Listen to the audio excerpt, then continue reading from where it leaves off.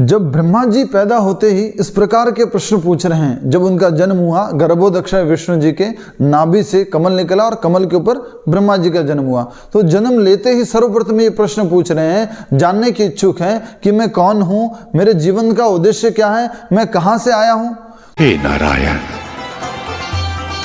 मैं कौन हूं और मेरे जीवन का उद्देश्य क्या है। तो क्या हमें ऐसे प्रश्न नहीं पूछने चाहिए कि मैं कौन हूं, मेरे जीवन का उद्देश्य क्या है, मैं इस परिवार में क्यों आया हूं, कोई व्यक्ति किसी और परिवार में क्यों जन्म लिया है, कोई काला क्यों है, कोई गोरा क्यों है। क्या हमें ऐसे प्रश्न नहीं पूछना चाहिए। ब्रह्मा जी यही सिखा रहे हैं हमें कि हमें ऐसे प्रश्न पूछने चाहिए। फिर होता क्या है, जैसे ब्रह्मा जी ने इस प्रकार की इंक्वायरी करने की कोशिश की, उनको 2 शब्द सुनाई दिए, वर्णमाला के 2 अक्षर।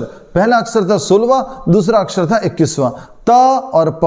और जैसे ही उन्होंने तप सुना तो तप करने लग गए और उन्होंने 10,000 वर्षों तक, स्वर्गीय 10,000 वर्षों तक जब तपस्या की, उसके बाद स्वयं भगवान उनको दर्शन देते हैं, वैकुंठ का दर्शन होता है। अर्थात कहने का अर्थ ये है कि अगर कोई व्यक्ति अपने जीवन में निर्देशों का पालन करता है तो उसको सारे प्रश्नों के उत्तर मिल जाएंगे, उनको स्वयं भगवान दर्शन दे देंगे। तो हमें भी अपने जीवन में अगर लक्ष्य को प्राप्त करना है तो निर्देशों का पालन करना होगा। हरे कृष्णा, जय श्री राम।